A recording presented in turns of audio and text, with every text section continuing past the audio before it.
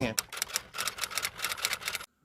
अस्सलाम वालेकुम दोस्तों, उम्मीद करता हूँ आप लोग बिल्कुल खैरियत से होंगे। आज हम बात करने जा रहे हैं कि यूएसए वीज़ा इंटरव्यू के लिए क्या चीज़ इंपॉर्टेंट है और क्या चीज़ आपको माइंड में रखनी है।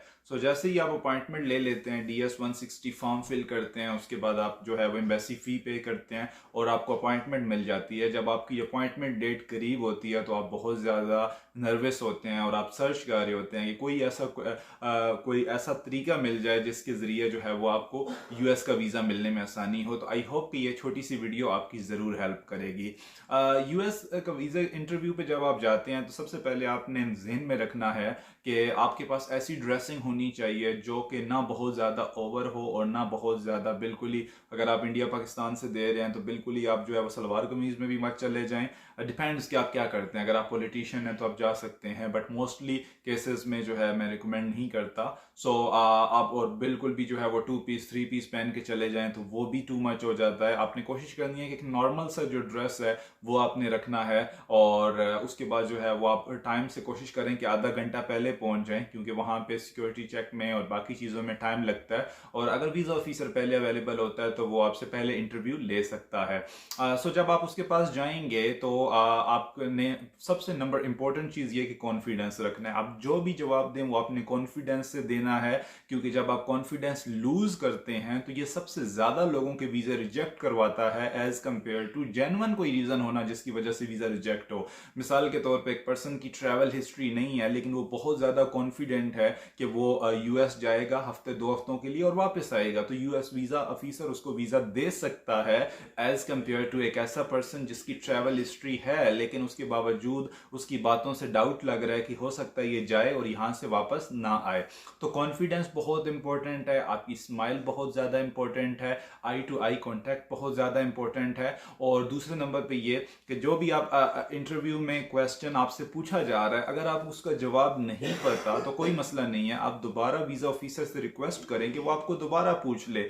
गलत जवाब देने से बेहतर होता है कि दोबारा रिक्वेस्ट कर लेना कि आपसे क्या पूछा गया। समटाइम्स वो आपसे पूछ कुछ और रहे होते हैं और आप उसका जवाब कुछ और दे रहे होते हो, क्योंकि लैंग्वेज बैरियर मैं समझ सकता हूँ, क्योंकि मैं स्टेज से गुजरा हूँ। मुझे अंदाज़ा है कि जब हम किसी के सामने भी इंटरव्यू दे रहे होते हैं तो इंसान नर्वस हो जाता है, इंसान कंफ्यूज हो जाता है, इंसान का कॉन्फिडेंस जो है वो लूज हो जाता है। बट ये सारी चीज़ें उनको भी पता है कि जब आप इंटरव्यू के लिए आ रहे हैं तो लाजमी बात है कि जो है वो आपका कॉन्फिडेंस लेवल वो नहीं होगा। लैंग्वेज बैरियर एक इंपॉर्टेंट रोल प्ले करती है, बिकॉज समटाइम्स आपकी जो अपनी लैंग्वेज होती है उसके अंदर बात समझना, बात को जवाब देना आसान होता है एज कंपेयर टू किसी दूसरी लैंग्वेज में। तो कोशिश करें कि यूट्यूब पे जितने भी इंग्लिश इंटरव्यूज़ के हैं वीडियोस वगैरह उनको आप देखें, ताकि वहाँ से आपको एक आइडिया हो जाए कि किस किस किस्म के क्वेश्चन पूछे जाते हैं। मोस्टली 10 तरह के क्वेश्चंस हैं जो कि वो उनमें से कहीं से भी वो आपसे पूछ सकते हैं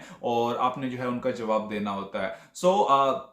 यूएस वीज़ा इंटरव्यू के लिए ये चीज़ बहुत इंपॉर्टेंट है कि जो भी आप जवाब दे रहे हैं वो ऑनेस्ट दे रहे हैं, सच्चाई के साथ दे रहे हैं। कोई भी अगर आपको लगता है कि आप झूठ बोल रहे हैं और आप वहाँ पे छुपा लेंगे तो ऐसा नहीं है, क्योंकि उनके सामने आपकी पूरी फाइल आ चुकी है DS-160 फॉर्म के जरिए और उनका अपना भी बहुत बड़ा डेटाबेस है जहाँ से वो सारी की सारी इंफॉर्मेशन आपकी कलेक्ट कर लेते हैं कि जो चीज़ भी आपने अपनी एप्लीकेशन में जो है वो जो चीज़ भी मैच नहीं हो रही होती, स्पेशली वो उसको पिन पॉइंट करते हैं और आपको वो इंटरव्यू वाले दिन वो चीज़ पूछेंगे। तो अगर आपका case simple and straight forward है, आपकी सारी चीज़ें मैच हो रही हैं, तो आपको यूएस का वीज़ा मिल सकता है। मैंने बहुत ज़्यादा लोगों को फ्रेश पासपोर्ट पे यूएसए का वीज़ा लेते हुए देखा है, पूरी पूरी फैमिलीज़ को यूएस का वीज़ा लेते हुए देखा है और आप भी कर सकते हैं। बट वैसे जैसे मैंने बताया कि आपको टाइम पे पहुंचना है, ये ना हो कि आपकी 10 बजे अपॉइंटमेंट है और आप 10:30 बजे पहुंच रहे हैं। तो पहले से ही वीज़ा ऑफिसर के माइंड में होता है कि भाई ये तो टाइम को फॉलो ही नहीं कर रहा, अगर इंटरव्यू की डेट पे ये टाइम पे नहीं आ सकता तो ये बाद में क्या फॉलो करेगा। नंबर 1। नंबर 2 चीज़ ये, आपकी ड्रेसिंग काफ़ी अच्छी हो जो कि अच्छा इंप्रेशन डाले। आपने स्माइल रखनी है अपने चेहरे पे और आई टू आई कांटेक्ट रखना है, कॉन्फिडेंस रहना है। जो बात भी आप कर रहे हैं 100% सच्चाई के साथ कर रहे हैं। अगर आपको कोई वीज़ा ऑफिसर का क्वेश्चन समझ में नहीं आता तो आप कोशिश करें कि जो है वो उससे रिपीट पूछ लें। लैंग्वेज का कोई ज़्यादा फ़र्क नहीं पड़ता कि अगर आप उर्दू या हिंदी के अंदर इंटरव्यू देना चाहते हैं और या इंग्लिश के अंदर देना चाहते हैं, लेकिन कहीं ना कहीं मुझे ये लगता है पर्सनली कि अगर आप किसी इंग्लिश कंट्री में जा रहे हैं तो एटलीस्ट आपको इतनी इंग्लिश आनी चाहिए कि आप वहाँ पे सर्वाइव कर सकें, क्योंकि बॉर्डर पे भी आपसे सवाल पूछे जाएंगे। उसके बाद आपको अंदर आगे जाना है, कोई टैक्सी लेनी है, किसी होटल में जाना है, किसी जगह भी जाना है, तो आपको इंग्लिश बेसिक इंग्लिश आनी चाहिए, जो कि वीज़ा ऑफिसर भी एक्सपेक्ट कर रहा होता है कि लाइक 5 मिनट की इंग्लिश तो आपको आनी चाहिए। दोस्तों, ये सारी चीज़ें हैं। लास्ट में जो बहुत इंपॉर्टेंट चीज़ है, मुझे ज़्यादातर वीडियोस में नहीं मिली, वो ये कि जब आपका यूएस इंटरव्यू एंड होता है और अगर आपका वीज़ा अप्रूव हो जाता है तो मेरी आपको पहले से ही मुबारकबाद है। लेकिन अगर आपका वीज़ा अप्रूव नहीं होता, क्योंकि एक सिक्के के दो रुख होते हैं, हो भी सकता है, नहीं भी हो सकता। अगर नहीं होता तो आपने लास्ट में वीज़ा ऑफिसर से रिक्वेस्ट ज़रूर करनी है कि भाई आप मेरा वीज़ा क्यों रिजेक्ट कर रहे हैं।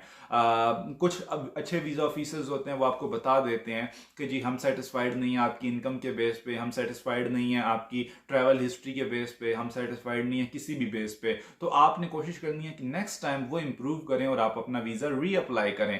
लेकिन अगर वीज़ा ऑफिसर कहता है कि भाई यही पेपर है, इसमें पढ़ लो, तो वो सारों को वही पेपर देते हैं जिसमें बता देते हैं कि जी हम आज के इंटरव्यू से सेटिस्फाइड नहीं है और आप दोबारा जो है वो अप्लाई करें। बट स्टिल अगर आपका वीज़ा रिफ्यूज भी हो जाता है, स्टिल मैं आपको मुबारकबाद दूंगा, क्योंकि आप एक स्टेज से गुजर चुके हैं और जब आप नेक्स्ट टाइम उस स्टेज में जाएंगे तो आप पहले से ज़्यादा अच्छा परफॉर्म करेंगे, जो कि ऑफ कोर्स ज़िंदगी में तमाम कानून में यही होता है कि आप जैसे जैसे प्रैक्टिस करते जाते हैं आपका जो है वो बेहतर होता जाता है। आपकी प्रोफाइल में जो भी वीकनेस है उसको इंप्रूव करें, रीअप्लाई करें, और इंटरव्यूज वही रहेंगे। यूएस इंटरव्यू जैसे पहले उन्होंने क्वेश्चंस पूछे, दोबारा वही क्वेश्चन पूछेंगे, दोबारा वही आपको वही सारी चीज़ों को फॉलो करना है। एंड आई होप कि मेरे तमाम दोस्तों को यूएस वीज़ा ज़रूर मिले। Thank you so much for watching my video.